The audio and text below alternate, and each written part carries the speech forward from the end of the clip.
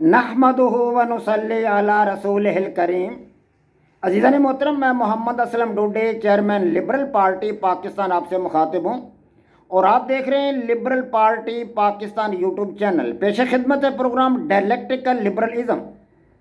عزیزان محترم، ہمارا آج کا موضوع ہے سابقہ موضوع کی طرح لبرل ادارے یعنی لبرل انسٹیٹیوشنز، اور ہمارا آج کا عنوان ہے ادارہ تفہیم۔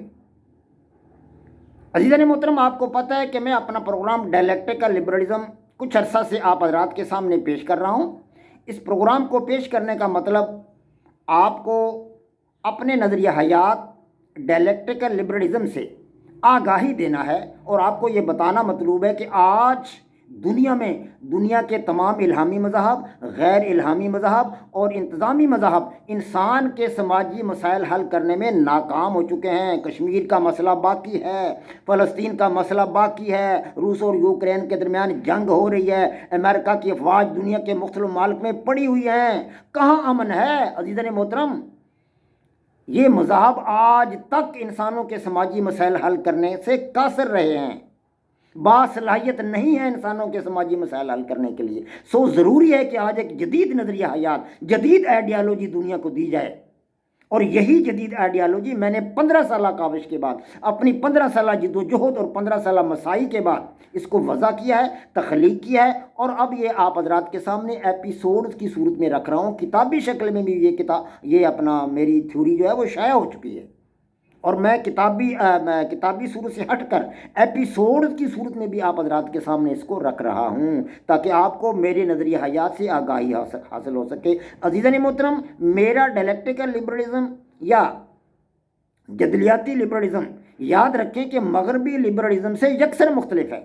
مغربی لبرلزم تو مادر پدر آزادی کا جو ہے چلن کرتا ہے، اس کی بات کرتا ہے۔ میرا لبرلزم اس سے ہٹ کر ہے، یکسر مختلف ہے۔ یہ میری اپنی تھیوری ہے جو میں نے 15 سالوں کی کاوش کے بعد تخلیق کی ہے اور وضع کی، اور آپ حضرات کے سامنے رکھ رہا ہوں۔ میں نے اسی حوالہ سے آپ حضرات کے سامنے ڈائلیکٹیکل لبرلزم کے 15 ارکان کی وضاحت کی ہے، 15 ارکان آپ کے سامنے بیان کیے ہیں، اور پھر اس کے جو ہے پوشیدہ پہلو بھی پوشیدہ ارکان بھی آپ حضرات کے سامنے رکھے ہیں۔ پھر میں نے ڈائلیکٹیکل لبرلزم کی لبرل ٹرمز بھی آپ حضرات کے سامنے رکھی ہیں، لبرل اصطلاحات آپ کے سامنے رکھی ہیں کہ لبرل شاعر کون ہے، لبرل صحافی کون ہے، لبرل سیاست کیا ہے، لبرل مسلمان کون ہے، لبرل یہودی کون ہے، لبرل ہندو کون ہے، یہ ٹرمز بھی آپ حضرات کے سامنے رکھی ہیں۔ اور اب آپ حضرات کے سامنے لبرل ادارے بیان کر رہا ہوں کہ لبرل انسٹیٹیوشنز کیا ہیں۔ آپ کو یہ حقیقت بتا چکا ہوں کہ دنیا میں اس سے پہلے 5 ادارے تھے، لیکن میں نے 5 سے آگے چل کر، کیونکہ دنیا کی آبادی بڑی بڑھ چکی ہے، 8 ارب انسانوں کی آبادی ہو چکی ہے، 8 ارب، تو اتنی آبادی کو کنٹرول کرنے کے لیے صرف 5 ادارے، ابھی تک 5 ہی چلا رہے ہیں دنیا کے ممالک۔ تو میں نے اداروں کی تعداد بڑھائی ہے تاکہ کام کی رفتار تیز ہو، انسانوں کے سماجی مسائل حل کرنے کی شرح زیادہ ہو۔ یہ میں نے ادارے بنائے ہیں 13 عدد، ان میں سے آپ حضرات کے سامنے جو ہے میں 2 ادارے،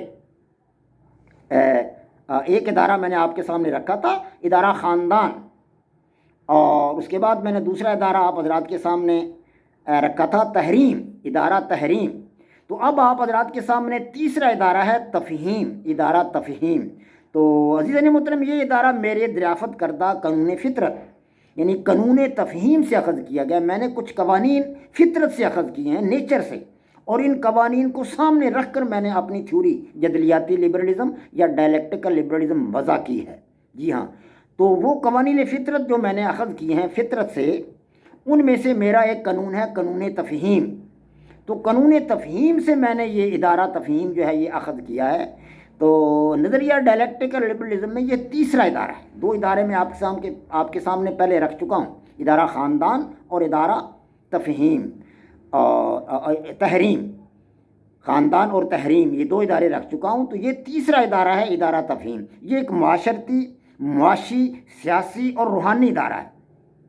خدمات آپ کو پتہ ہے کہ معاش میں داخل ہیں، یعنی سروسز جو ہے وہ معاش میں داخل ہیں۔ یہ ادارہ پڑھے لکھے افراد کی خدمات یعنی سروسز پیدا کرتا ہے، اس لحاظ سے اسے ایک معاشی ادارہ کہا جا سکتا ہے، معاشی ادارہ اسے ہم کہہ سکتے ہیں۔ اس ادارہ میں جو فعل انجام دیا جائے گا وہ افراد کو کائنات میں موجود مادی اشیاء کی شکل و صورت یعنی افراد کو کائنات میں موجود مادی اشیاء کی شکل و صورت اور کارکردگی اور سماجی خیالات و نظریات کے مطالب و مفاہیم سے متعلق لبرل اقدار اور سماجی معمولات یعنی کہ سوشل نارمز کا فہم مہیا کرنا ہے، ان کی سمجھ بوجھ مہیا کرنا ہے، ان کا ادراک دینا ہے۔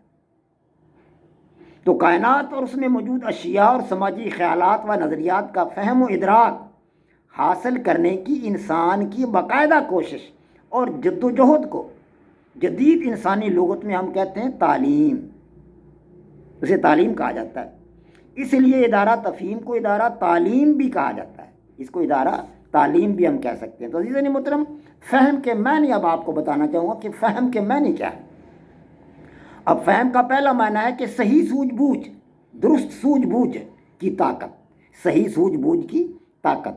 اور اس کا دوسرا معنی ہے ذہانت، تیسرا ہے حواس خمسہ کی قوت، اور چوتھا معنی ہے کسی چیز کو مکمل یعنی فلی طور پر سمجھنا، یعنی شکل و صورت اور کارکردگی دونوں کے حوالہ سے۔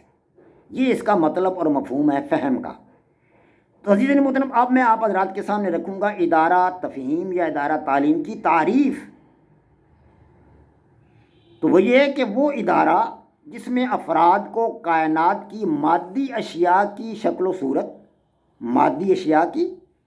صورت اور کارکردگی اور سماجی خیالات و نظریات کے مطالب و مفاہیم سے متعلق لبرل اقدار اور سماجی معمولات یعنی کہ سوشل نارمز کا علم مہیا کیا جائے، ادارہ تفہیم کہلاتا ہے۔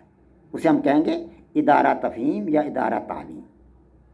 عزیزان محترم، اب آئیے میں آپ کو بتاتا ہوں کہ ادارہ تفہیم یا ادارہ تعلیم کی اقسام کتنی ہیں۔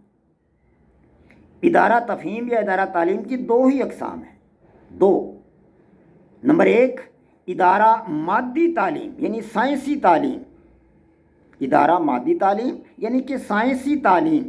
اور دوسری قسم کون سی ہے؟ ادارہ سماجی تعلیم، ادارہ سماجی تعلیم۔ اب ادارہ مادی تعلیم نمبر ایک اور نمبر دو ادارہ سماجی تعلیم، اس کی وضاحت کے لیے اب وقت نہیں ہے کیونکہ یہ ہمارا جو ہے ایپیسوڈ لمبا ہو جائے گا، تو ان کی وضاحت انشاءاللہ تعالی العزیز میں آپ حضرات کے سامنے کل اگلے ایپیسوڈ میں پیش کروں گا۔ وما علینا الا البلاغ۔ پاک فوج زندہ باد، پاکستان پائندہ باد۔